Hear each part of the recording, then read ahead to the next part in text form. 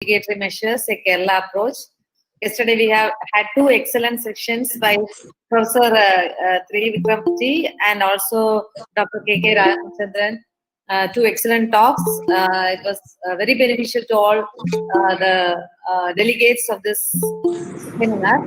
And today is the second day, and we have an excellent resource person, and Dr. Sheela Nair, who is the scientist and also the group head in National Center for Earth Science Studies. We have a long-term collaboration with her, I think, for the past few years, and we were involved in projects. We had group projects with her. It was very interesting to work with her, and we are very happy that, Madam, you have accepted our invitation and consented to give your talk in your field of expertise. And a warm welcome to you. Warm welcome to you on behalf of the Department of Environmental Science as well as the University of Kerala. I also welcome our faculty members, the Dean, Dr. J.I.D.S. and Professor the Department, the head of the former head, Dr. Sabu Joseph, who is the organizing secretary of this national seminar. I also welcome Professor Thiruvananthapuram. He is also present with us for this day also. I welcome all the research scholars, students of our department, and other institutions as well as other departments of the University of Kerala. So welcome you all. Have a nice session. Thank you. Thank you, Dr. Salom. Once again, I welcome you all to the national webinar for the second day.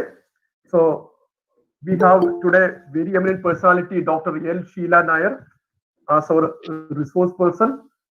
She says INDSTF and head of the coastal process group in NCESS Trivandrum. She is basically a civil engineer from CET Trivandrum and acquired her master's degree in structural engineering from PSC College of Technology, Coimbatore, and PhD from IIT Madras. Her field of specialization is coastal engineering. She was awarded the Certificate of Merit by MOES, Government of India, for her outstanding contributions in the field of geoscience technology in 2017. She is the PA of many projects funded by MOES, Government of India. Some of the major projects she was involved are shoreline management project for the southwest coast of India, oil spilling modeling for selected locations along Kerala and Lakshadweep coast, shoreline monitoring for southwest coast of India, studies on shore protection measures for Lakshadweep Islands, studies on coastal process and hazards along Kerala coast, studies on depletion of heavy mineral content in the beach washings of IRE, Chavara.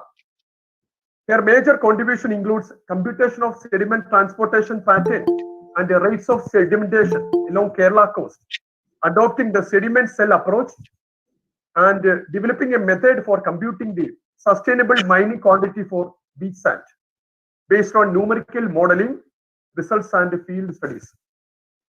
Her team is currently involved in the process of developing a remotely operable video image-based coastal and beach monitoring system for continuous monitoring of the coastal process and beach morphology. A pilot monitoring system was actually started at Valiyathura coast in Trivandrum in 2016. So moreover, she is a member of many academic organizations. He co-authored a book, Geomorphology and Physical Oceanography of the Lakshadweep Coral Islands in the Indian Ocean, published by Springer. So I have with me a very big biodata, but due to time constraints, I just briefed the overview of her achievements and activities in and around Kerala. So we have got a very eminent personality for today's program, and today she will be presenting on coastal erosion along Kerala coast and the impact of anthropogenic activities on the coast. So with great pleasure, on behalf of organizing committee, I welcome you, madam, to this program. Now I invite you for the presentation. Dr. Sheela, please.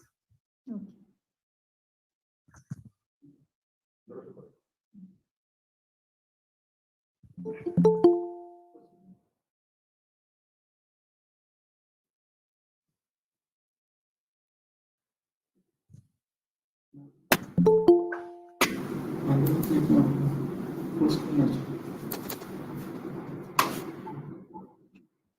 please please click the presentation mode. Okay. Yeah. Thank you for the introduction. And now I'll move on to my presentation.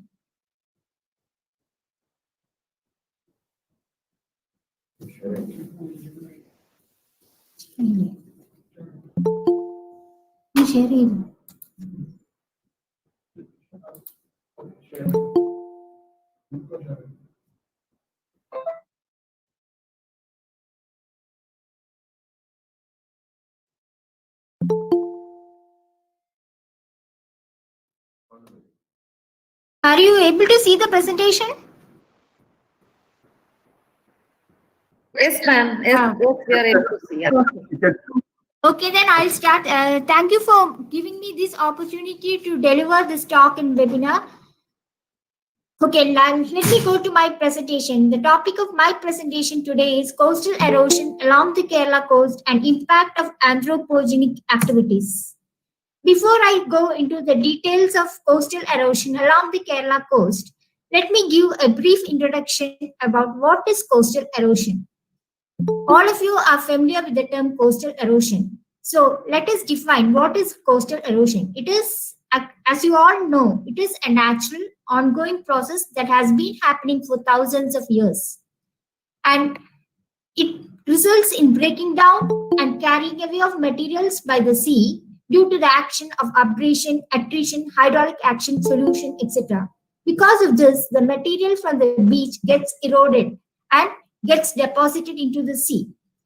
Erosion usually occurs when the waves are really powerful, and usually destructive waves cause more erosion.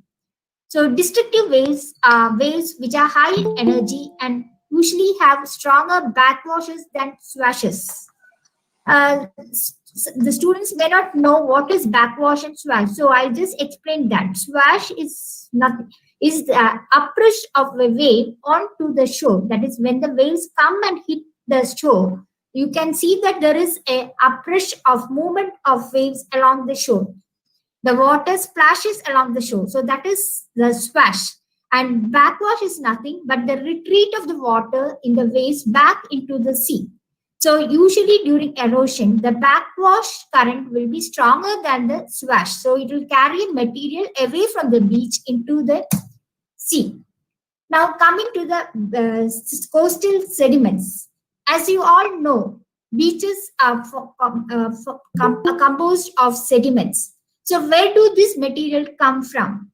That is, the beach is usually composed of sand, gravel, and other materials. So these materials are usually derived from a wide variety of sources like hinterland rock, rivers, glaciers, volcanoes, coral reefs in Lakshadweep Islands and all. The material for the beach is it is the integrated coral reef material, limestones that you see. That is why you have a white sand beach over there, then seashells, etc. Now, coming to the size and character of the sediments of which the beach is composed of and the slope of the beach, it is mainly related to the forces to which the beach is exposed and the type of material available on the coast. This material many of this material usually originates from inland areas which are far away, and this material due to the weathering action of mountain rocks, and this material are usually transported during that is heavy rainfall period and storms and all by streams and rivers into the sea. And these fragments eventually reach the shore as sand, and they are moved along shore due to the action of waves. Beach material can also be derived from erosion of coastal formation like spits, cliffs, etc. And in some cases, the material source can be even from offshore area. Now, this is a typical cross-section of the beach as you move from the land towards sea. So the beach area, you can have, it is composed of two regions, that is the foreshore and the backshore region. And actually, this area that is beyond that into the sea, we call it as the littoral zone or the nearshore region. So this is the particular area that is the wave breaks. The literal zone extends from the area from which the wave breaks to the high tide level. Now we will see the definition of each one of this term. All of you are familiar with the term shore. What is actually a shore? Shore. It is a strip of land bordering covered or exposed by waves or tides. It is subjected to the action of waves and tides. The boundaries of shores are marked by the shoreline at its farthest seaward point. And this is the shoreline. It is nothing but the land-water boundary. Now, shoreline, it marks the boundary between the water and land, and it's the shoreline. It is not a constant line. It keeps fluctuating depending on the season and the action of waves and tides.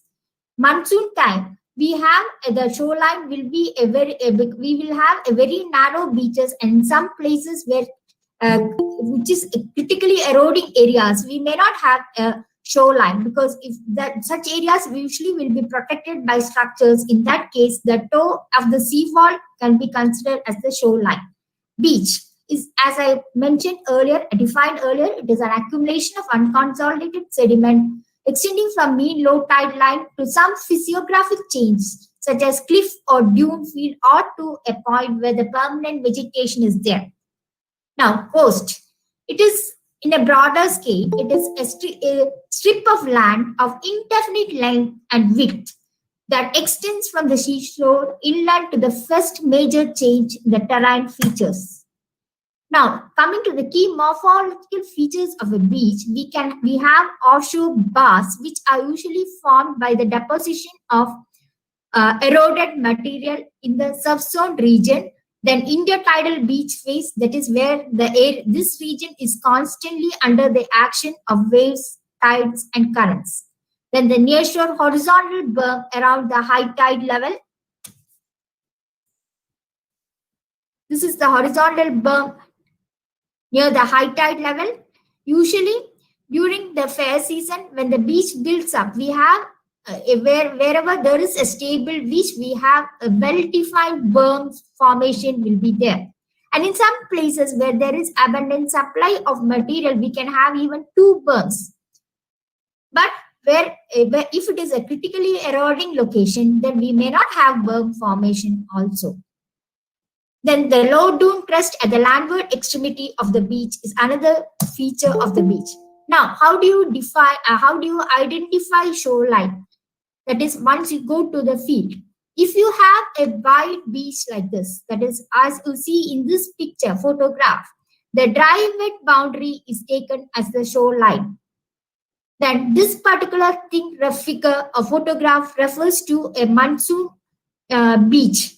So here you can see that up to this point, there is a distinct variation in the shoreline pattern. That is, the erosion has happened up to this region. And this particular area where there is a steep face, this line is taken as the shoreline. This is a typical example of an eroding coast where we don't have any beach at all. In that case, how do you define the shoreline? Here, the landward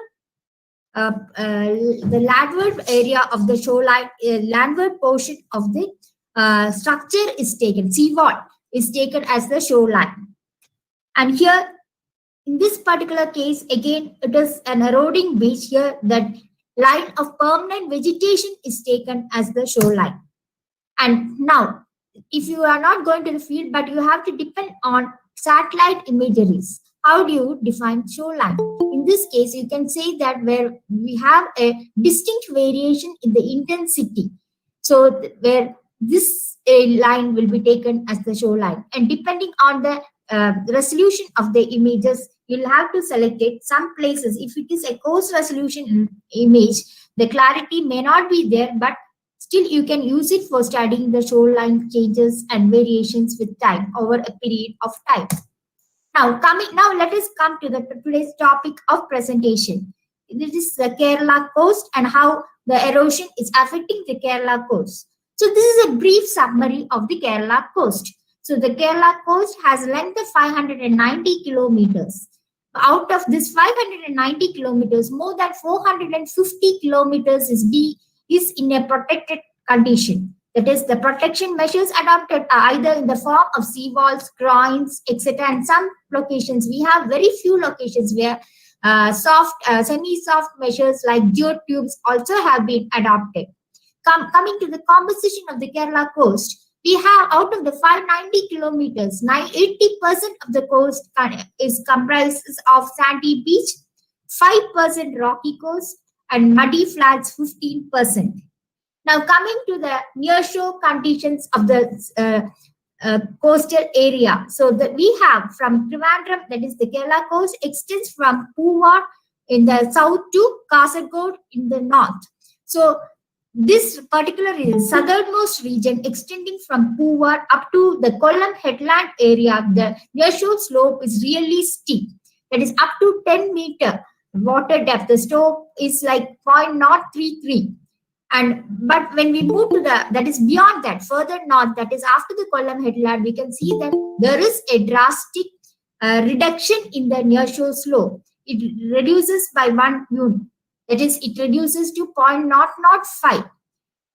And Alleppey onwards, again, there is still a further reduction in the nearshore slope. And again, from Calicut onwards, they can see there is an increase in the nearshore slope, that is up to the 10 meter water depth if you consider. And thereafter, that is from Calicut to Kasaragod. Again, this that is the nearshore slope is similar to that of Kollam region. So depending on the nearshore slope, we can say that up Trivandrum coast, that is from Poovar to the Kollam headland, we have a high energy coast. The reason is that the nearshore slope is, as I said, it is very steep. So that means that the continental shelf slope is very narrow in this region. So when the high waves approach the coast, the waves directly come and hit the coast in a short period of time. It does not dissipate its energy fully, so that this part of the coast experiences high wave energy. But beyond that, that is Kollam to Alleppey, that is from beyond, further north of Kollam headland, maybe up to Calicut region, it can be considered as a low to medium energy coast. Then again from Calicut to Kasaragod, it can be considered as a medium energy coast because of the variation in the nearshore slope and the shelf slope and the shelf width. Now this is the breakup of the shoreline length that is spread over 9 coastal districts. The Trivandrum coast has about 78 kilometers length. The maximum shoreline is in Thrissur district. It is Thrissur and Kannur. It is around 82. Thrissur has 54. Alappuzha 82, and the least shoreline length. Kollam is having the least shoreline length.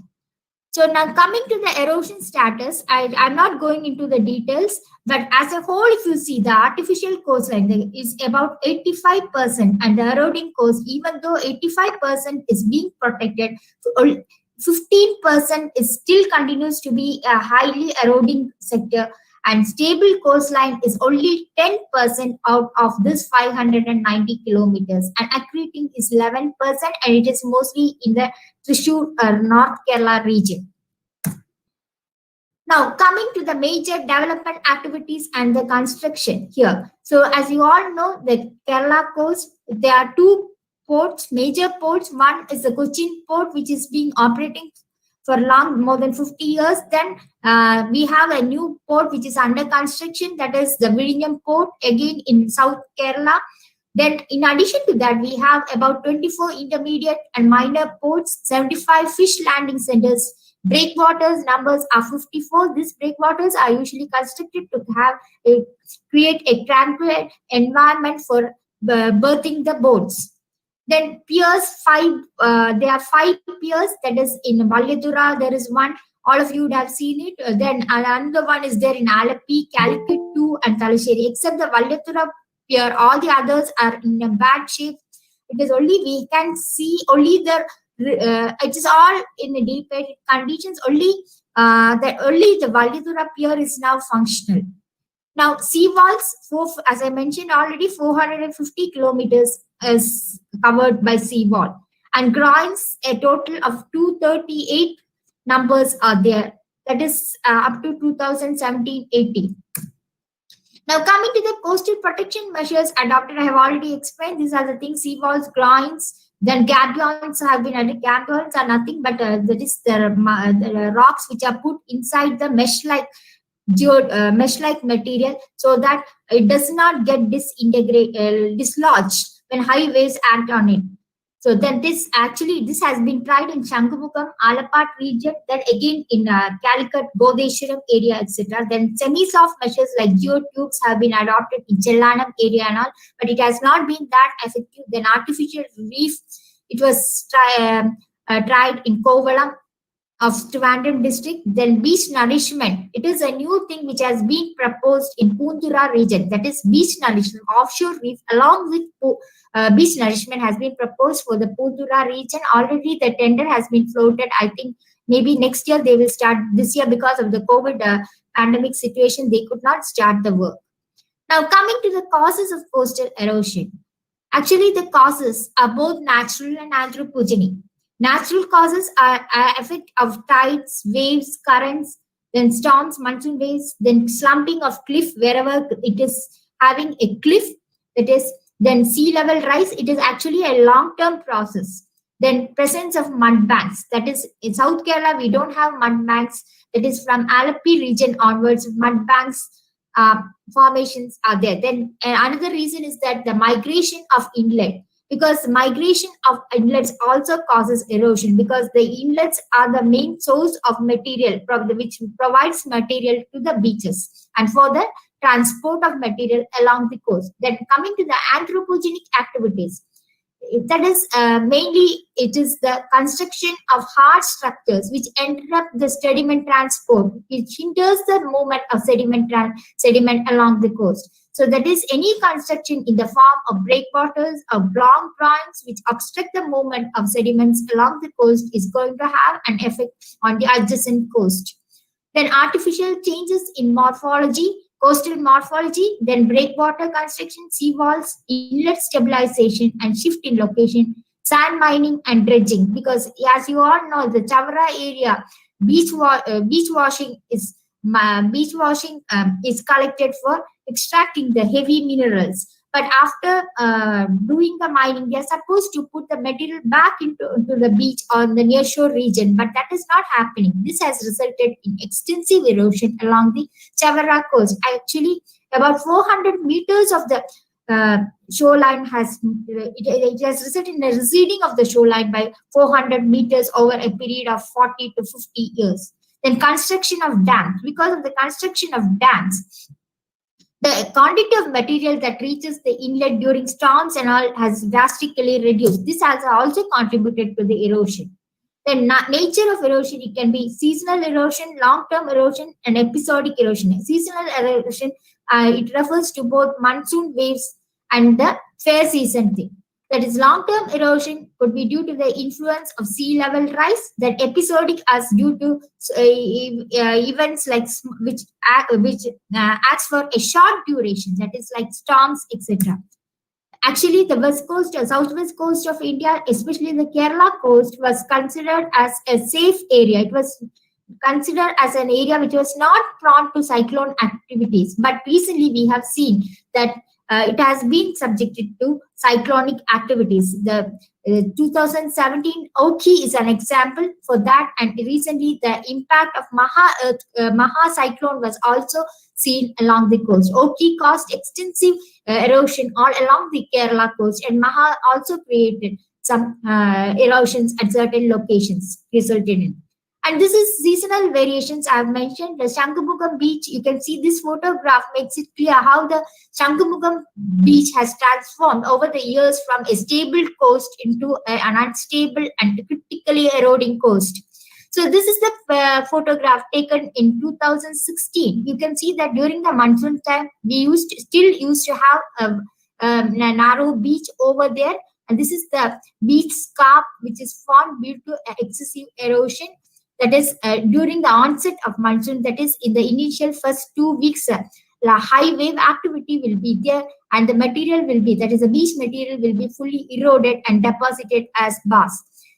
But what used to happen during, that is a few years back, till that maybe 5 to 10 years back, that is the monsoon time, the beach gets eroded, but in the next fair weather season, that is from October, June to September, is considered as a monsoon season, typical monsoon season along the Kerala coast, and from October onwards, October is considered as a transition period, and from October to December, the beach building process takes place, and this continues in the till April and may extend up to the middle of May.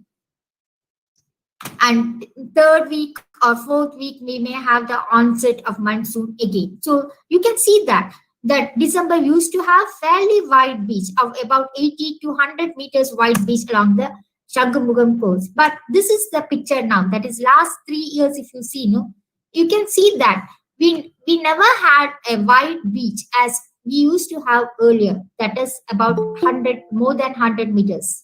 So to be a beach to continue to be as stable, we should have a minimum of 100 to 120 meters of beach. So that during the monsoon season, about 50 to 60, even if 60 to 80 meters of beach gets eroded, we still have a buffer of 30 to 40 meters left. And this will make the beach stable even during the monsoon season. So, but this is not happening along the Shankamugam beach. That the reason could be because there we can understand that there is a scarcity of material which is reaching the beach. So we need to identify the causative factors which are responsible for this. This is a typical situation that we have during the monsoon. You can see that this particular area has really caved in. And this year, as you all know, it has reached up to even the part of the road is also eroded. And if you see this particular plot shows the variation of the volume, beach volume, how it has changed over the years. That is 2019. You can see that even now, that is up to December, this thing, even in December, the erosion is continuing, because the beach building process is not happening as it used to happen earlier. Earlier means from October to April, constantly the beach used to build. Now, this is again 2 kilometers further south of Shankamugam. Again, we have the Vallithura coast. Again, here also it is a typically eroding beach. Earlier, NCESS, our institute had conducted extensive studies along both the Shankamugam and the Vallithura coast. So that time, our senior scientists have measured about 80 meters of wide beach over Vallithura region, and this is the pier over there. So now this area, we used to have 60 to 80 meters in during 90s and even till 2000. Now this is the present situation. Now you don't find, this is this picture taken in 2016. Now all these buildings are not there. These houses, front row of houses are fully collapsed and gone. We have only the second line of houses over there. And this is the northern part of the Vallithura pier. There also again the erosion continues. We had a lab which was functioning for 33 years here. Now that lab also has collapsed in 2017 and we lost that building. Lot of research work we have done from that lab. And you can just see this. This is a structure which has been constructed for laying cable, and that in 2016 it was on the land. Now you can just see what is the situation. We'll move on to the 2006. So now here actually the southern side is protected by sea walls, but when we construct sea walls, we adopt the method of sea walls. What actually happens is that the sea wall can only protect the land behind it, but it does not help in the formation of beaches if it is an eroding coast. So the thing is that when high waves, that is especially the monsoon waves, act on the coast, the underwater scouring takes place. That is the material in front, that is the top portion of the seawall gets eroded and removed. So this results in a deepening, local deepening of the area, that is the region immediately in front of the seawall deepens, and it is directly under the attack of high waves. And due to this high wave activity, there could be reflection of waves also from the seawall, and this may result in higher waves due to the reflection activity.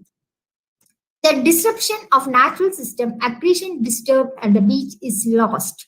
And another thing is that is it does not allow material to get deposited in front of the beach because of this high wave activity throughout the thing.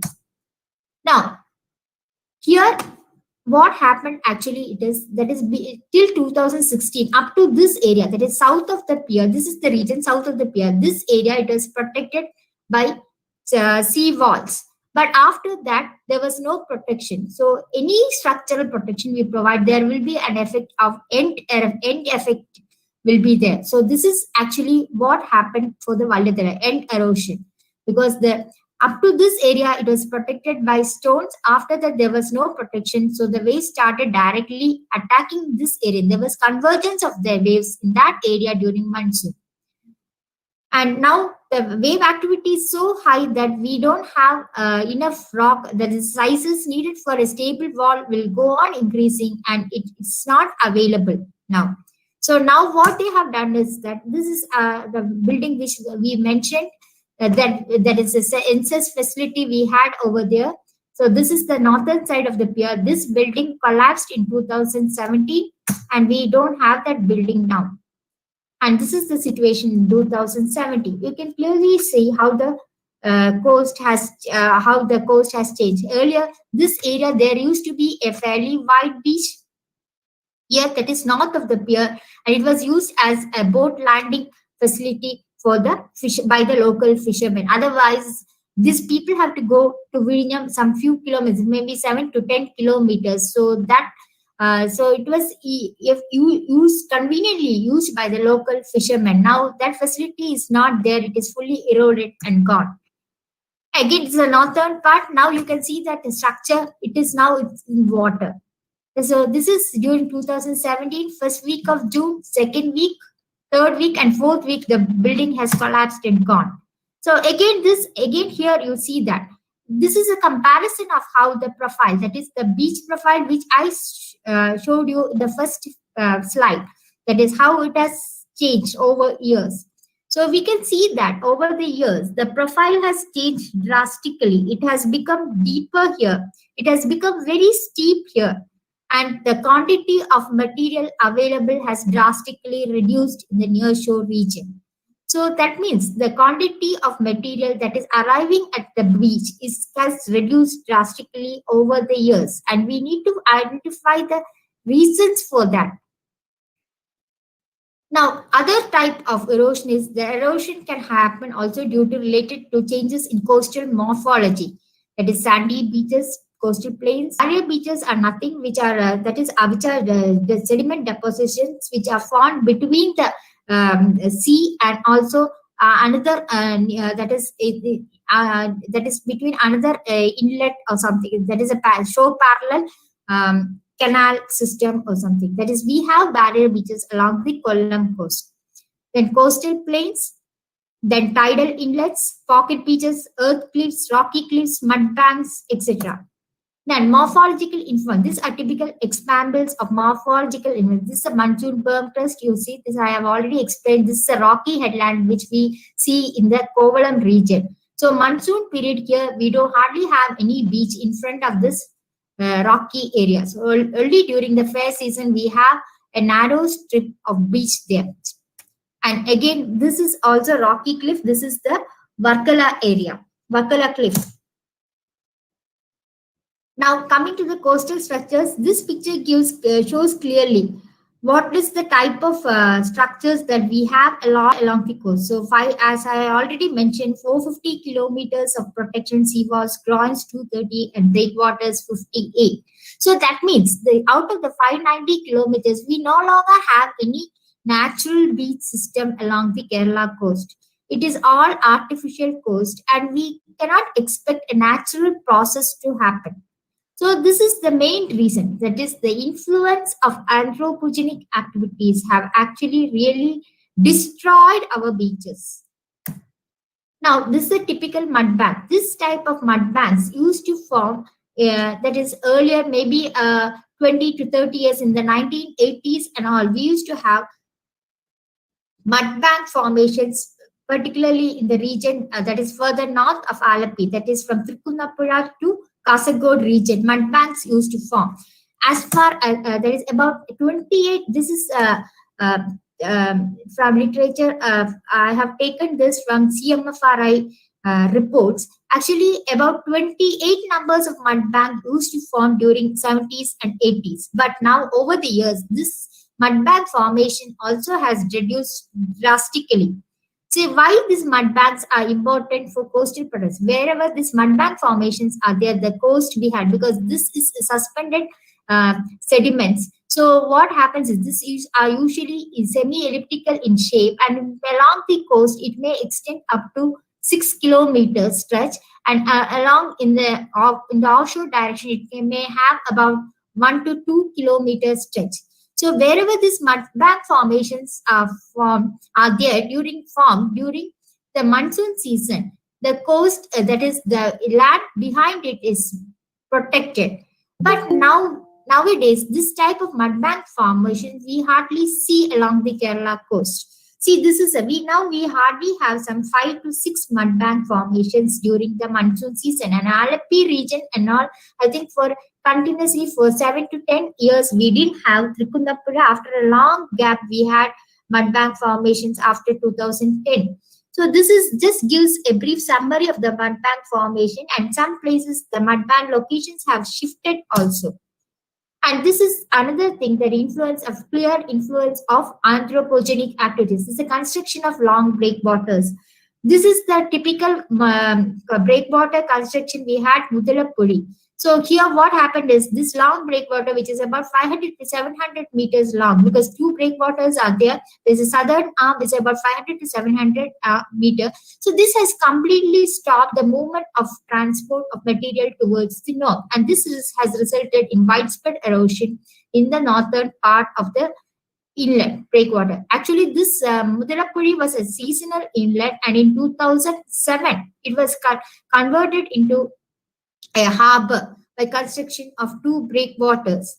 But after that, we found that the beach towards the southern side of the Mudalappudi inlet, it was widening, and now even during the monsoon season, we have about 100 meters wide beach in this area for a stretch of maybe 2 to 3 kilometers, whereas the northern region experienced extensive erosion, and now this particular area, about 100 to 200 meters, groins have been provided to stop the erosion. And after that, it is fully protected by sea walls. Then this is a typical example how the natural system has also contributed to the erosion. This is the Thangashiri headland that you see here. And due to this headland, which is protruding into the sea, the longshore sediment transport along this region, and there is a breakwater also constructed here. So due to this, the Kollam beach, it is a growing beach. The beach, it has a fairly wide beach of 100 to 120 meters wide for a stretch of 1 to 2 kilometers, whereas the northern part, that is the Thangashiri area, that is north of the Kollam headland, experienced severe erosion. Again, it is due to construction only, construction. So this again makes it very clear. This is the Kollam beach, wide beach we have here, and this is the shoreline change calculated, how it is changing. And this is again another thing, that is Kayankulam, Munambam and Ponnani. Ponnani also the same thing is there, because both sides of this, that is southern side of the breakwater, we have a wide beach here. Here also Munambam also the same thing can be seen, but here it is just reverse. This side, it is because the sediment transport is towards south here. So you can see that here, that is south, north of that thing, the beach has built up, but here erosion is there towards south. Then this is, as we move to North Kerala, this is Beypur. Beypur also we have two long breakwaters, that is about 900 to 1 kilometer in length. So this has completely stopped the movement of sediment towards the north. So this area, that is the Godeshwaram area, there is heavy erosion along this region, whereas the southern side we can see the buildup of beach. Similar thing you can see in Chombal also. Chombala, and this is again in Kannur district. Adikal also similar situation is there.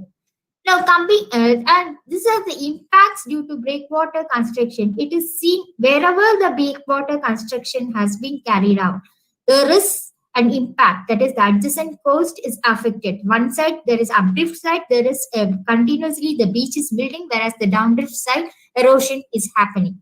So this I have just summarized the things which I have shown you. Now, this is another cause of another typical example where the coastal morphological influence has resulted in erosion. This is the Varkala Cliff. It is a heritage site and it is also a pilgrimage center here. We have the Papanasham beach below this, the Varkala Cliff. And now here the main reason is the toe of the cliff is getting eroded during monsoon due to the action of high wave activity. So this high waves come and hit the toe and it dislodges the material from the base, from the toe of the cliff, and the top portion, because of that, when the base is removed, the top portion because of that becomes unstable and it collapses. That is what is happening here. In addition to that, there is lot of activities, human activities happening. It's again anthropogenic influence. Lot of construction is there on top of the cliff. This also has contributed to the erosion of the cliff. And another thing is that this cliff during the monsoon, there is it gets saturated and it loosens and its debris starts falling. So these are the, if you see the process, that is the marine erosion, hydraulic action, landslides in the form of fall and toppling, and debris slides are the factors which contribute to the erosion of the Varkala Cliff.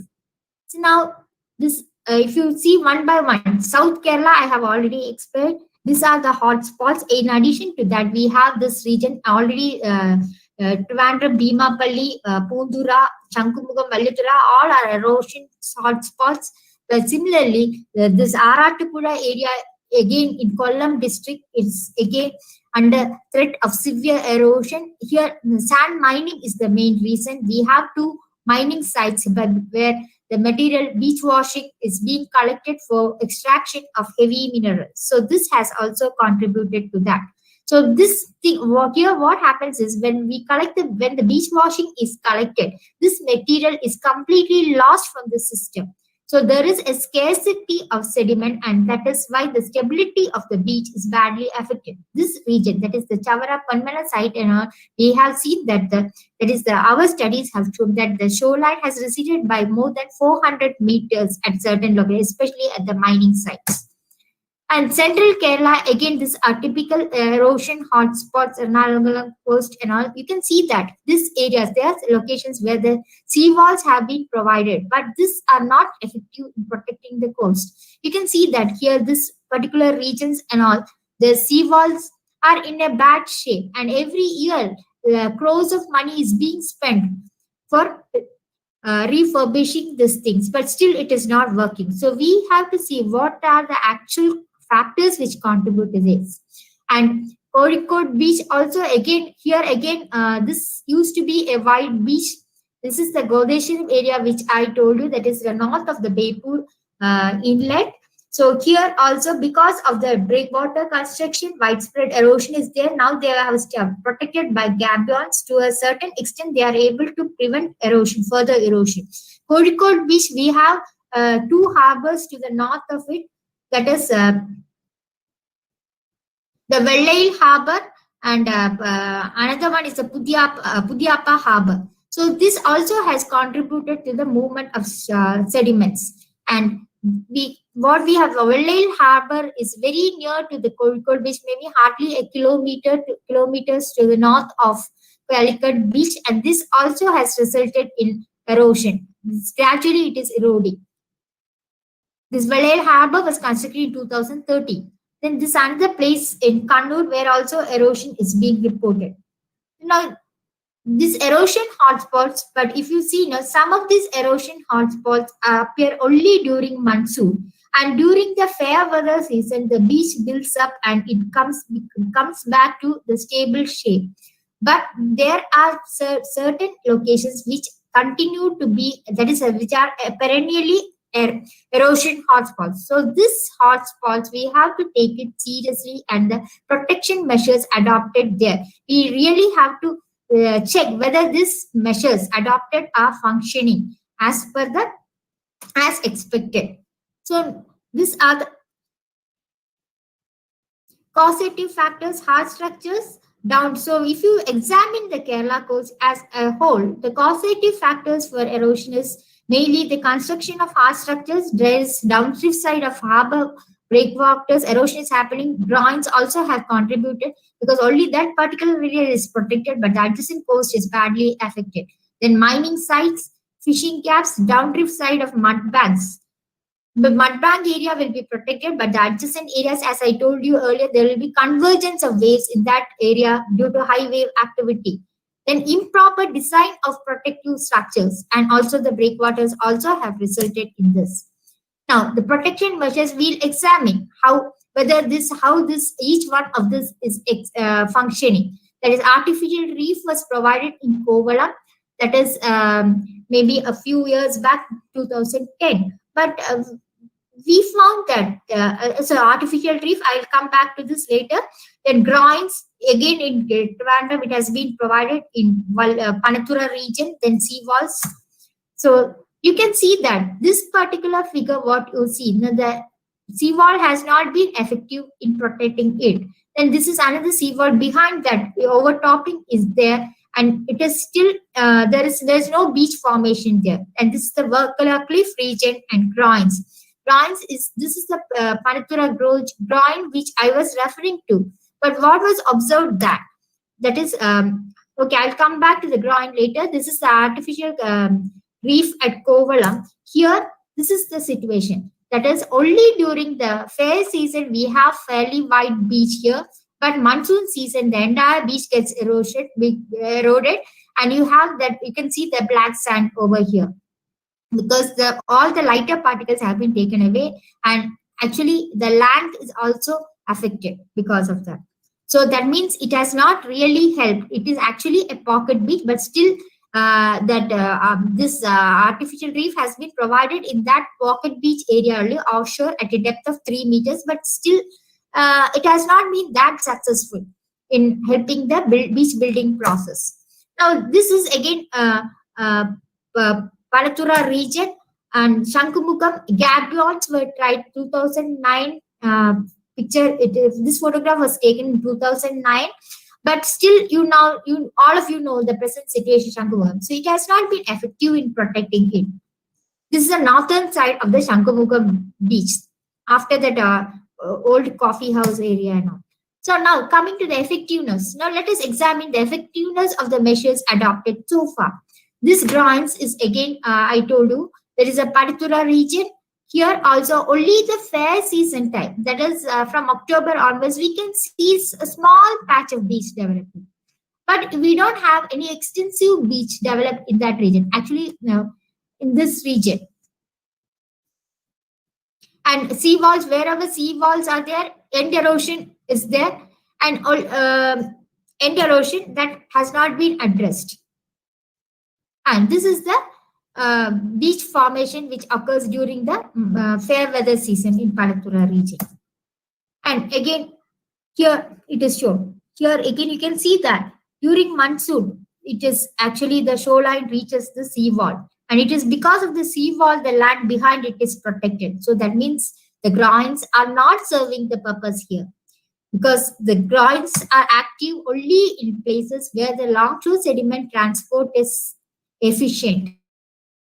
Because here I think our inference is that this particular area, there is further north of there is an inlet. There is hardly any material which is coming onto the system, because lot of sand mining happens in that region. That is, there is an canal system there, and it is manually the mining is sand is being mined from the river system there, and there's hardly any material that comes onto the beach. So scarcity of the material is the main reason for the erosion here. Then groins will have other side effects also. When you provide long groins, that is really long groins, which goes beyond the littoral zone, that is the subzone width, it will interrupt it interrupts the entire transport to the downdrift side. So what happens is, updrift side, there will be a beach widening will happen, whereas the downdrift side will start eroding. And another thing is that we'll have this teeth-like pattern of beach formation in between the groin field compartments. And another thing is that we need to, whenever we provide a groin field, we need to adjust the length towards the end, so that we need to taper the groins, so that if at all erosion takes place, end erosion takes place, it takes place gradually. So there will not be an abrupt end to this thing. And that erosion, otherwise it will result in huge erosion in the downdrift side. And another factor which can cause, actually, which can be considered as a hazard, wherever these groins are considered extremely long groins, can cause rip currents also. So this will direct the material which is available within the beach area back into the sea. So that also has to be avoided. So the groins have to be properly designed. So gabions in front of seawall is another option, but it has to be properly designed and adopted. Coastal protect gabions, but this type of gabions and geotubes, everything has been tried at various places, but it has not been that successful. It is not very effective in areas where there is high energy of waves. Now, coming to the that is based on, after examining the failures of the structures and the type of erosion that has been happening along the Kerala coast, we can come to this conclusion. That is, lack of proper scientific studies have led to the failure of these structures. Only at maybe I can say maybe only 20% of the structures that have been provided has been effective. So there is a need. This emphasizes that there is a need to bring the science into beach protection to provide a broad overview of coastal dynamics along the Indian shoreline, which will deal with full sediment cells rather than piecemeal solutions at single sites. Many of these have led to further problems downstream. So proper coastal, whenever we adopt erosion management and mitigation measures, there should be a proper coastal engineering design should be there. For that, extensive coast knowledge of the shore is required. That is, site-specific knowledge is needed. Then we have to put together both theory and experience to come out with an effective design of a structure which actually works. And this is the design process. That is, it has a preliminary design. Modeling also has to be done. Design, implementation, and after that, many times what happens is that we adopt protective measures. That is, we construct these structures expecting that it will protect the coast. But during the time of construction and after the construction of these structures or introduction of these structures, whatever it be hard or soft structures, we usually don't do any monitoring during, that is, pre-monitoring, monitoring during the implementation, and post-performance monitoring is normally not done. But actually, it is mandatory to do this monitoring throughout. And for this data collection, we have to emphasize the need for data collection. That is, site-specific data has to be used. Essential requirement of comprehensive data on different coastal environmental parameters should be collected. This is very important during the pre-implementation stages and also implementation and post-implementation. Why during the implementation stage? Because we need to understand the process there, that is the wave conditions, current conditions. Then only we can then we will be able to decide, give the time schedule, that is when the construction should be carried out. Usually it is done during the pre-monsoon season, before the onset of monsoon. And post-implementation stages also monitoring is very important. When planning a design of coastal structures must be based on reliable field data and sound knowledge and understanding of the process, because it is site specific. There is one particular area that may have a domination of offshore, onshore, offshore transport, but another location we may have domination of longshore sediment transport. So depending on the method of transport, and we need to decide the type of structure that has to be adopted. Then the application of numerical models is also extremely useful. We can actually make do the modeling work and see how the structure behaves once it is implemented, and the same thing can be validated after the structure the structure is introduced. The post implementation monitoring can be done, and the validation can be done, numerical models, and if any corrective measures are needed during the implementation stages, it can be adopted immediately. And monitoring during construction, so this I have already mentioned. All these parameters are important. There is environmental conditions have to be provided. Hydrodynamic, it includes waves, tides, current, impact, and adjacent water bodies, that is estuaries, inland water bodies connected to the sea. Then seasonal inlets, their location, whether the inlet locations are changing, the deposition pattern, and the frequency of opening, that is how frequent the seasonal inlets have to be opened, etc. Then is there any, in addition to this, we should see that is the marine ecosystem, how it is affected, whether there is a threat to the natural environment and habitat. The coastal community is affected, mangroves and other marine life, that is especially endangered species like the sea turtles, etc. are affected. This also has to be taken into account. The changes in sediment characteristics, whether the sediment has become coarser or due to erosion over the period, then if that is, it depends on the because if it is a tourist spot and all, it matters. Then impact on the adjacent coast. Usually we do all this management measures and mitigation measures are usually adopted in a piecemeal fashion. So wherever the problem is there, we go there and we provide some protective measures, but the adjacent coast is not taken into account. So what happens is that particular region will be protected, but from there the problem will be transferred to the adjacent area. So this has to be avoided. And this type of monitoring system is very useful because physical measurements is always not possible, especially when the storm is hitting the coast, beaches and all. We cannot go there and take measurements. In this type of that, the camera, using cameras, we can take images, and from this we can derive the shoreline changes. Every day we can take images and derive the shoreline, and we can see that to monitor how the coast or the beach is changing, both spatially and temporally. So actually, Vallathura building, which I showed you earlier, that is in 2016, we had installed a camera system and we have used it for monitoring. Actually, this is the schematic of that methodology used. I'm not going into the details. And we were able to monitor the Vallathura coast using these 3 cameras were installed on top of that. Our beach facility, that is the coastal research facility built there, that building, and we were able to monitor the beach.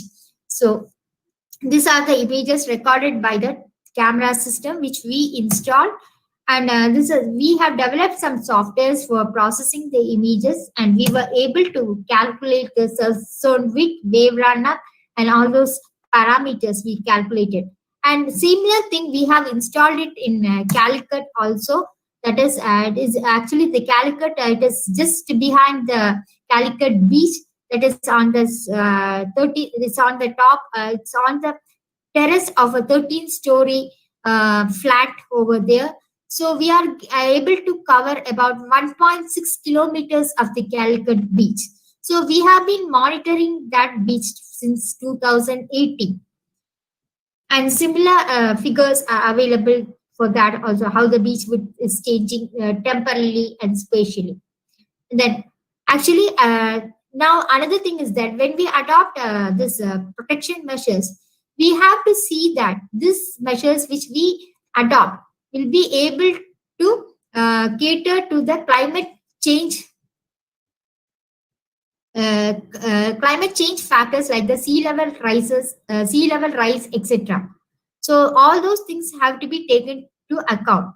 So this type of armored coast and all those things, that is wherever we have a seawall type of protection is provided, will not be able to cater to the need.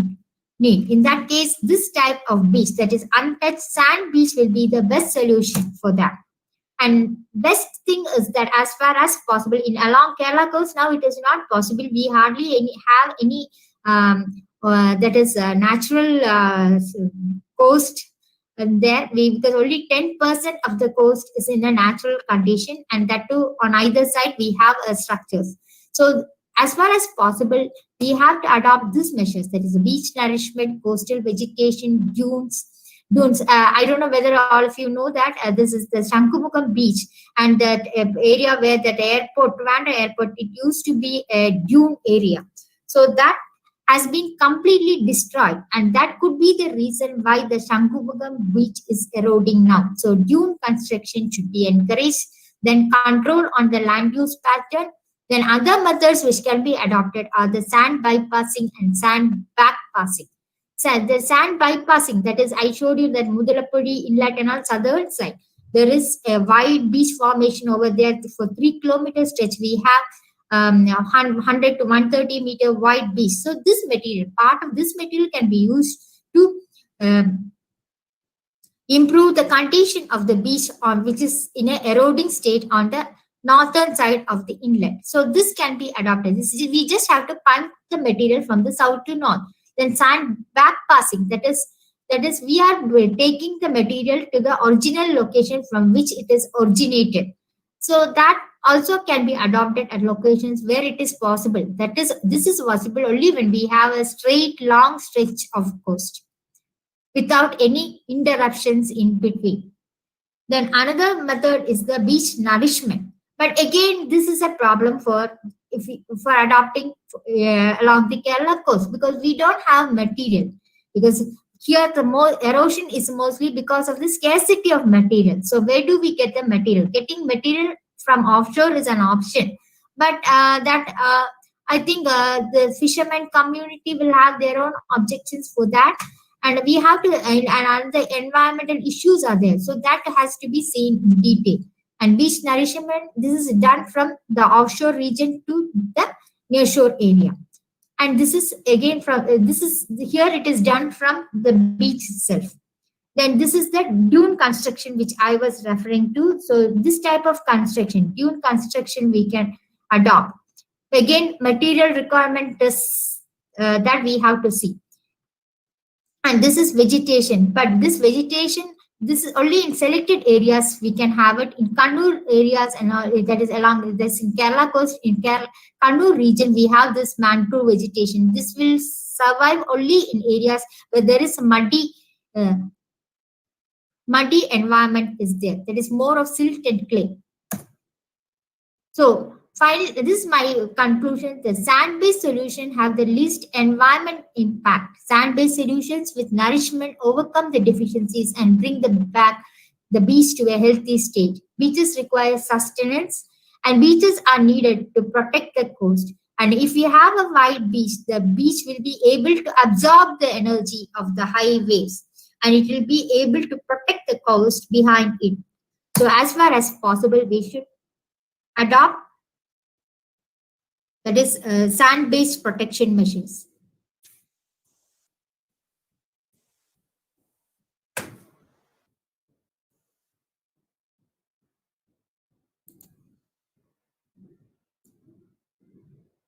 So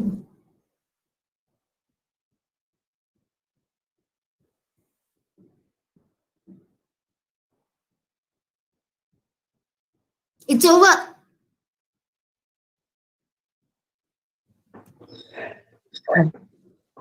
Okay. Thank you, madam, for the nice presentation. Actually, 1 hour you have covered a variety of topics right from. Sorry, I didn't see the time. Sorry, I'm really sorry because the time allotted was 45 minutes. No problem. We actually really enjoying the the inner provided by you. Actually, you covered the entire coast of Kerala right from Puvar to Kasaragod. So we addressed a variety of issues which we need. We call it as the need of hour.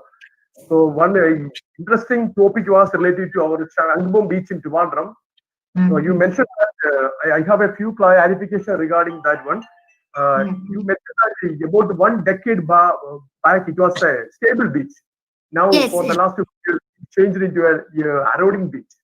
But our government of Kerala is spending crores of money every year to restore the tourist spot. Is it worth as it's actually going from the taxpayers' money? But during monsoon season, everything will be taken away by the waves. And so, what are the possible options to restore the beach, or what we can do at the Rangbo beach, because it's a very important tourist spot in water? Because from our studies, it is very clear that actually it is cross-shore transport. It is dominant there. It is not the long-shore transport. So offshore reef may work in that region. And another thing is that recently we had a couple of cyclonic storms also attacking our coast. So that has caused some perennial erosion in that thing, because the material has been lost from our system. In addition to that, a lot of construction in the adjacent areas also has contributed to the erosion, because the material that is coming onto the beach has reduced. That is why I showed you that plot, how the beach volume is changing. Actually, when you go to the beach, that is fair season, even now you see the beach builds by 60 to 80 meters, but the volume of material that is brought back to the shore has reduced drastically over the years. Maybe at least some 30 to 40% reduction in the material. This has caused the erosion. Yeah, but actually, we geologists used to say that seawall construction is not a long-term process, because it's a waste of time. When a storm waves, tsunami waves comes, everything will be washed away. So, it will be washed away, and actually it will not help in beach building. Actually, in front of the seawall there is no, or you have to adopt seawalls with a frontal beach. Nourishment also has to be given with 40 or 50 meters of beach initially, because there should be a buffer in front of the wave should not come directly and hit the seawall. In that case, it will result in further deepening of the nearshore region. That is, and this will cause high waves to again come and attack the seawall. Okay, but since Puvar to Koilam region is a high energy coast, whatever structures we make, it's going to be a failure. For example, you mentioned that in Kovalam, NCESS has actually introduced the artificial reef. Is it properly working right now? I think. Yeah, that is what that example I showed. That is only during the fair season the beach is building, but monsoon it gets fully eroded. So we really have to see. I think it's partly damaged also. It is not fully functional now. What about the Chellanam beach? You mentioned about geotube. Chellanam beach also. Geotube is actually a high wave activity region. It is not that effective. Actually, we need the problem is that many times what people do is that without properly studying the process of the coastal process of that region, they just come out with some design. So actually, it is we have to see the site-specific parameters and then do the design, engineering design. That is, we have to decide it for that particular area where that is the maximum wave height that is experienced in that region. We have to see that current pattern and all those things, and then come out with the structure protection measures. And we have to understand the type of transport also, whether cross-shore transport is dominating or long-shore transport. Because wherever the long-shore sediment transport dominates, groins will work. Otherwise, you should have T groins. T means offshore also it will, cross-shore transport also it will prevent. So one question from a participant, how the available activities in the name of beach tourism contributes to coastal erosion? Beach tourism, how it actually affecting coastal erosion, the development activities? It is there in the. If only hard structures are there, only it will affect. Otherwise, if the beach is used for recreational purpose and all, it is not going to affect. If you are making any construction, only it will affect. You have to see that thing. Proper design, modeling studies have to be carried out. If any structure is constructed, particularly hard structures. If it is a soft metal, it is not going to affect. Beach nourishment and all those things is not going to affect. But getting the material is a problem here. For nourishment. Very sensitive question. Is the construction of the Virinam port has affected the coastal erosion of nearby areas? Virinam port is going on. Definitely, it will have some effect, but that has to be quantified actually. I think the EMB management plan, environment management, they are given the various mitigatory measures. Actually, they are already monitoring it. There is some sort of erosion, but we can't say it is fully due to the Virinam port construction because Oki happened in 2017. No? That also caused widespread erosion along the Thiruvananthapuram coast. The Poondura region were badly affected. So, but we anyway, we have to see that because long term, that's what I told you, the monitoring is really important. If any issue is there because of this construction, immediately measures have to be taken, adopted to protect it. Our Dean, Dr. J.R.D.S. asked a question. What is the most effective method to reduce coastal erosion in Kerala? What is the most effective method to reduce coastal erosion in Kerala? Is it bioshielding? Bioshielding, that is what I told you, no, because bioshielding cannot be adopted at all the places because it should have an environment where this vegetation can grow. So in Kannur region and all, it is suitable for that. Maybe planting trees and all, it's a good idea. Dune construction is good, but dune behind the thing because and beach nourishment is good, but material offshore reef will be good. Groins, if you are providing, we should provide only short groins, not long groins, 25 to 30 meters, so that the entire transport is not affected. That is, the subzone transport is not fully affected. A part of it gets bypassed. So, a small percentage of material will be moving to the adjoining areas, adjacent areas. If you put long groins or breakwaters, know that it will fully block the transport to the adjacent area, downtrip side. I think Dr. Kannan is planning to ask a question. Please, Kannan. Yes, thank you, madam. Thank you for your nice presentation. I'm a former researcher of the department and also worked at NCESS between 2008 and 12, I think, in Romy, in Central Geomatics Lab. Okay, my question is the Varkala beach.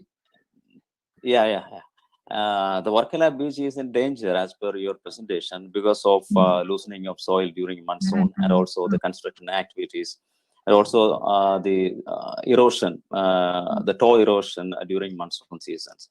Is there any conservation activities going on there, or what can we do for conserving this heritage site according to you? Actually, we have taken up a study actually as per the request of the Kerala government. So there actually we have done some model studies using offshore reef. It is going to work actually. Offshore reef in that is a 6 kilometer stretch has to be protected. Actually, we have 3 pocket beaches over there. That is the Pabanasham beach, Alarakam, and one more beach is there. So this the Varkala Cliff beach, these 3 pocket beaches, it's extending over a length of 6 kilometers. So offshore reef, if it is provided at a depth of about 2 to 2.5 meters, can help in beach building process because we should prevent the high waves from reaching the toe of the cliff. In addition to that, some geological measures also should be taken to protect the cliff because the stabilities are other factor which we need to see. Because the slope failure and all those things and the saturation, it should not get saturated. Surface water flow, maybe you can try to bypass, take it to some other location instead of coming directly to the sea. So such things also, because geological point of view also we need to consider, but the coastal protection point of view, that is we can avoid the high waves from hitting the toe of the cliff by providing offshore reefs. Right now, they have provided some rocks along there, sea walls, dumped some stones, not sea wall. Yeah. We have with us Mrs. Anita from IRE. She's a deputy manager there. Anita, madam, please. Any questions, clarification? You unmute your mic. Madam, unmute your mic. Please unmute your mic. Mic, unmute it.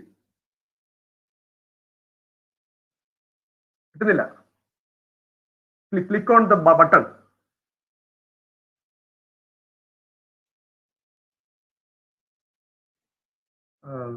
Actually, there was a problem in the Chavara region. Some agitation was going on there. The local people says that coastal erosion occurred more than 1 kilometer. But as per your study and the previous study by Dr. K.K. Ramachandran, it has shown that only 300 to 400 meter coast. Yeah, that's all, because we have referred to the satellite images and our own field observations are there, because GPS data we have taken. Based on that only, Madam, I would like to ask you one question, madam. Hello, madam. Can Yeah, you yeah. hear me? yeah, I'm able to hear you. Okay, madam. You said that the lack of proper scientific studies is studies, but we are doing sand mining, but for the last 2-3 years we are not doing anything there. Any beach washing collection we are not doing. Whether there is any recent study available with you for the Recent study, we have not collecting data from that area. Scientific mining. Whether there is any recent study. No, recent study, because earlier study we did it for IREL. If we are approaching you, Yeah, actually, IREL yes, recently. madam, that's available with us. Yes, sir. But that is an old. Whenever we are going to MOF and all, they are asking for a recent study. So whether it is available with NCESS, or some we can do it. Actually, it is not available, because only if it is sponsored we will do. Now, is going and collecting data, it is expensive thing, no? Because only this Shankupukam and Vallithura, because it is, since we are very near to this place, we are collecting it. Last study we have done is for IREL in 2010 for that particular region. And we have given that proposal for that sustainable mining quantity we have proposed, no? Madam, I can't hear, madam. Okay. For the environmental science students, one question. Thank you, sir. Thank you. Okay. What are the possible research possibilities in the coastal field from a environmental science for the students? Environmental. What are the research possibilities in coastal field as an environmental science student? Research possibilities. They can actually study how the environmental parameters are affected because of this. That is due to this erosion, and even the marine growth and ecosystem and all those things. Because of erosion, all those things are there. And pollution is another thing. I didn't discuss about the marine pollution and all those things, because this effluents from factories are being discharged into the sea, how that is affecting, and how the marine life is affected because of that. All those things are there. Marine ecosystem.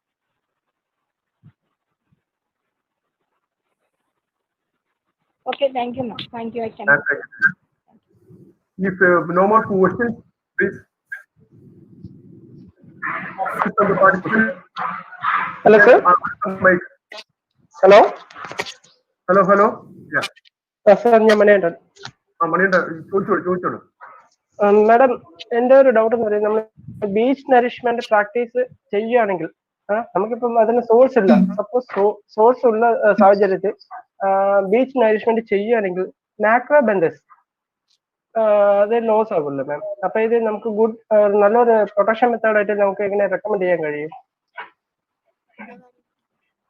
Beach nourishment ചെയ്യുമ്പോൾ ഒരു protection, beach coastal erosion ഒരു beach nourishment ഒരു better method ആയിട്ട് നമ്മൾ recommend ചെയ്യുകയാണെങ്കിൽ നമ്മുടെ മാക്രോബെന്തോസ് affect ആവൂലേ? മാക്രോബെന്തോസ് ഇല്ല അത് നാച്ചുറൽ സിസ്റ്റം പഴയ ബീച്ചിനെ റെസ്റ്റോർ ചെയ്യാൻ വേണ്ടിയിട്ടാണ് നമ്മൾ ചെയ്യുന്നത്. അപ്പൊ ഒറിജിനൽ അതായത് ബീച്ച് നറിഷ്മെന്റ് ചെയ്യുമ്പോൾ എപ്പോഴും അതിന്റെ ഒറിജിനൽ സെഡിമെന്റ് ടൈപ്പ് തന്നെ ആയിരിക്കണം. അതിന്റെ ക്യാരക്ടറിസ്റ്റിക്സ് മാച്ച് ചെയ്യുന്ന മെറ്റീരിയൽ കൊണ്ടേ ചെയ്യാൻ പാടുള്ളൂ. അപ്പൊ അതിന്റെ ഒറിജിനൽ ഫോം തന്നെ നമ്മൾ റീഗെയിൻ ചെയ്യാനാണ് നോക്കുക. അല്ല, ഈ ബീച്ച് നറിഷ്മെന്റ് നമ്മൾ ചെയ്യുമ്പോൾ ഏത് തരത്തിലുള്ള എറോഷൻ നടക്കുന്ന ബീച്ചിലാണ്? അക്യൂട്ട് ബീച്ച് എറോഷനാണോ അല്ലെങ്കിൽ ക്രോണിക് ബീച്ച് എറോഷനാണോ നമ്മൾ ഈ ബീച്ച് നറിഷ്മെന്റ് ചെയ്യുന്നത്? ഏതിലായിരിക്കും ബെറ്റർ ആയിട്ട് അത് വർക്ക് ചെയ്യുക? അല്ല, ഇത് ചെയ്യുമ്പോൾ മെറ്റീരിയൽ അവൈലബിലിറ്റി, കാരണം നമുക്ക് അത് ബാക്ക് ഷോറിന്ന് ചെയ്ത് വരേണ്ടി വരും. അതൊരു ഇക്വിലിബ്രിയം പ്രൊഫൈൽ ഉണ്ട്, ഒരു ബീച്ച് സ്റ്റേബിൾ ആയിട്ട് മെയിൻറ്റെയിൻ ചെയ്യണമെങ്കിൽ. അപ്പൊ ആ ലെവലിലേക്ക് കൊണ്ടുവരണം. നമുക്കത് ഡിസൈൻ ചെയ്യുമ്പോൾ തന്നെ നമുക്ക് മോഡൽ ചെയ്യുമ്പോൾ തന്നെ അറിയാം അതിന് എത്ര വോള്യൂം ഓഫ് മെറ്റീരിയൽ, അതായത് അവിടുന്ന് പഴയ കണ്ടീഷനിൽ നിന്ന് എത്ര മെറ്റീരിയൽ റിമൂവ് ആയിട്ടുണ്ട്, ആ വോള്യൂം റിപ്ലനിഷ് ചെയ്താൽ മാത്രമേ അത് പഴയ സ്റ്റേറ്റിലേക്ക് കൊണ്ടുവരികയുള്ളൂ. ഒറിജിനൽ സ്റ്റേബിൾ ഫോമിൽ ഉണ്ടായിരുന്നിരിക്കുമല്ലോ. അപ്പൊ അത് വെച്ചിട്ട് നമ്മൾ അതിന്റെ ഫോർമുല അവൈലബിൾ ആണ് കാൽക്കുലേറ്റ് ചെയ്യാനായിട്ട്, അതിന്റെ ഇക്വിലിബ്രിയം പ്രൊഫൈൽ, അതായത് അതിന്റെ സ്ലോപ്പും അതിന് വേണ്ടിയിട്ട് നമുക്ക് അതിന്റെ ബാക്ക് ഷോറിൽ നിന്ന് തന്നെ ചെയ്ത് വരേണ്ടി വരും.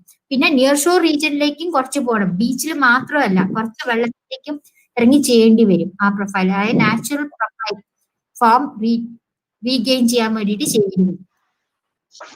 അപ്പൊ അത് ഓരോന്ന് സൈറ്റ് സ്പെസിഫിക് ആയിട്ട് നമുക്കത് വോള്യൂം കാൽക്കുലേറ്റ് ചെയ്ത് വരാം. ഓരോ റീജിയനിലും നമുക്കത് സ്പെസിഫിക് ആയിട്ട് കാൽക്കുലേറ്റ് ചെയ്താലേ അറിയാൻ പറ്റുള്ളൂ എത്ര വോള്യൂം വേണം. ഒരു സ്ഥലത്ത് 100 m3/m ആണെങ്കിൽ വേറൊരു സ്ഥലത്ത് 250 ഒക്കെ ആയിരിക്കും. പിന്നെ ചിലയിടത്തൊക്കെ ഇപ്പൊ ജിയോ ട്യൂബ് അടിയിൽ ഇട്ടിട്ട് മുകളിൽ നറിച്ചത് ചെയ്യുന്നുണ്ട്. അപ്പൊ അവിടെ coast geo tube continuously exposed sunlight ആണെങ്കിൽ അതിന്റെ ലൈഫിന് ഒരു പ്രോബ്ലം ഉണ്ട്, ലോങ് ലൈഫ് ഉണ്ടാവില്ല. അപ്പം പലയിടങ്ങളിലും കുറച്ച് ഡിഗ് ചെയ്തിട്ട് ജിയോ ട്യൂബ് അതിന്റെ മുകളിൽ നറിഷ് ചെയ്യുന്നുണ്ട്. അത് മാംഗ്ലൂരിലൊക്കെ ഇപ്പൊ അവർ ചെയ്തിട്ടുണ്ട് പ്രോജക്ടിന്റെ ഭാഗം. Thank you, ma'am. Okay, thank you, madam, for the overall presentation. Very nice presentations with colorful slides, and all the topics are very relevant because you have covered in a very detailed way what is actually happening in Shangubam Beach, Yellan Beach, all these things. Very useful to our students, research scholars, even the faculty members also. So I thank you, and now I invite Mrs. Naomi for the formal vote of thanks. Thank you, sir. Is it Naomi, audible? Yeah. Good afternoon, everyone. Coming to my duty of proposing vote of thanks. First, I would like to thank Dr. L. Sheela Nair, Scientist F and Group Head, NCESS Thiruvananthapuram, for delivering a wonderful lecture on the topic coastal erosion along the Kerala coast and impact of anthropogenic activities. It was really enjoyable talk. Thank you, ma'am. On behalf of the organizing committee, I would like to thank you, ma'am, for the wonderful presentation. And next, I would like to thank Dr. Thiruvananthapuram, Professor and Head of the Department of Environmental Sciences, for acting as the convener of this program. Thank you, ma'am. Next, I want to thank Dr. Sabu Joseph, Professor, who is the backbone of this event, for organizing such a relevant webinar series as a part of Silver Jubilee celebrations of Department of Environmental Sciences. Thank you so much, sir. I thank all the organizers, Dr. Jaya DS, Dean, Faculty of Applied Sciences and Technology, Dr. Shirley Williams, Dr. Bindya, for all their supports. Thank you, everyone. And I propose my sincere thanks to Mr. Vishnu Sagar, Mr. Alvin Biju for their technical support throughout the sessions.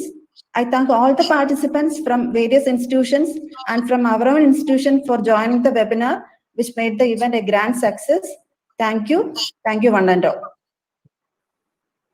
Thank you, Okay. Professor Sabu and Sheela, madam. Thank you, madam. Once again, thank you all. Thank you for being here. Okay. Now the program is over. We'll meet again in another program. Thank you. Thank you so much, madam. Thank you. Thank you. Thank you.